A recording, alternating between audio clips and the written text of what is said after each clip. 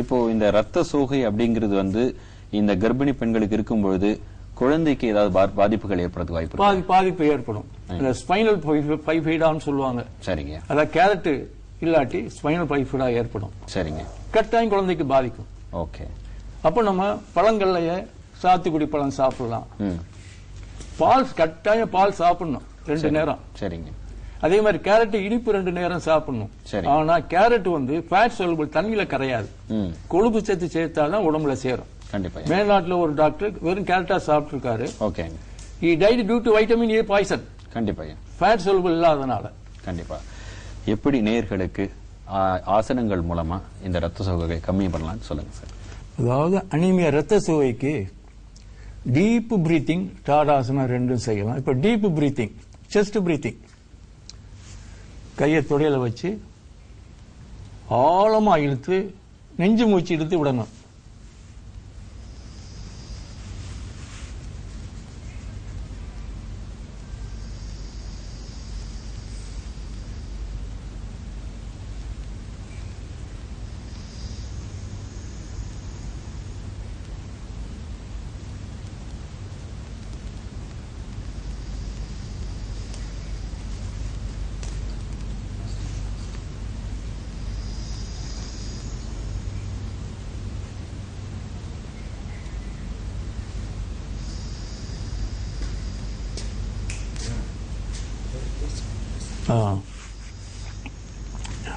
இப்ப chest expand ஆகுது.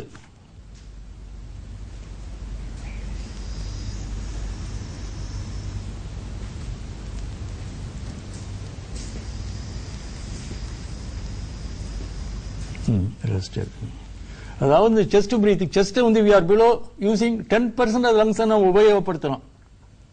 அப்ப 90% லங்ஸ் உபயோகப்படுத்தலாம். இப்ப டீப் பிரீத்திங் செஸ்ட் நல்லா எக்ஸ்பேண்ட் ஆகுது. அப்ப பிராணசக்தி உடம்பு பூரா போகுது. அப்ப அனிமியா போயிருது. திருப்பி இருக்கா செய்யறது பாருங்க. Deep breathing. ஆனா இழுக்கிறத விட விடுறது கூட ஒரு 3 தடவை இழுத்தா 6 தடவை வெளியே விடணும். அழுக்கு காத்து வெளியே நிறைய போகணும்.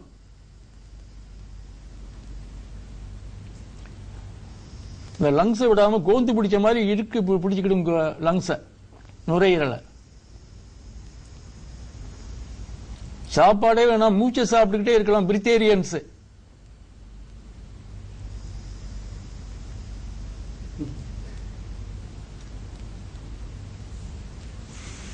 அடுத்து டாடாசனா செஞ்சு தொடையில கையை வச்சுக்கிட்டு மூச்சை இழுத்துட்டு கையை தூக்கணும்.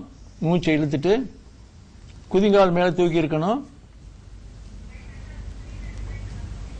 மெதுவா மூச்சு இழுத்துட்டு கீழே இறக்கணும். திருப்பி நல்லா மூச்சை பிரீத்திங்.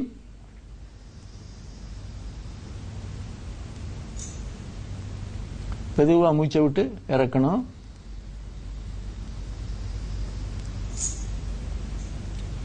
திருப்பி மூச்சு இழுத்துட்டு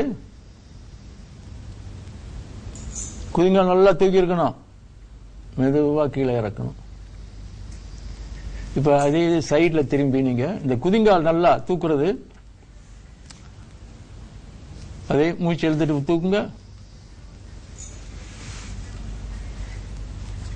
மெதுவா மூச்சு இட்டு இறக்குங்க. திருப்பி நல்லா மூச்சு எழுதி தூக்குங்க.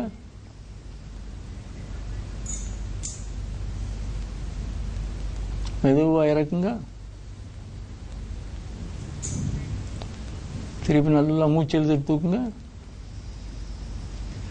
விடுற ஸ்லோ மோஷன்ல நல்லா டீப்பா இழுத்து மெதுவா இறக்குங்க.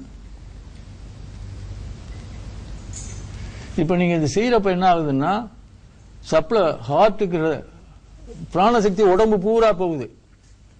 அதாவது சண்டை வந்துருச்சான் 5 பூதத்துக்கு மண்ணு தண்ணி நெருப்பு காற்று ஆகாயம் 5க்கும் சண்டை வந்துருச்சான். போட்டி வந்ததுல யார் நான் பெரியவன் நீ பெரியவன். மண்ணு போச்சா எல்லாரும் இருக்காங்களாம். தண்ணி போச்சா எல்லாரும் இருக்காங்களாம். தீ போச்சா எல்லாரும் இருக்காங்களாம். ஆகாயம் போச்சா இருக்காங்களாம். காத்து போனது எல்லாரும் கூட போயிட்டாங்க. ஒருத்தரும் மூச்சு விடாம ஒரு நிமிஷம் கூட இருக்க முடியாது. சாப்பிடாம இருக்கலாம், தண்ணி குடிக்காம இருக்கலாம். அப்ப பிரீத் இஸ் ரொம்ப ரொம்ப முக்கியமானது.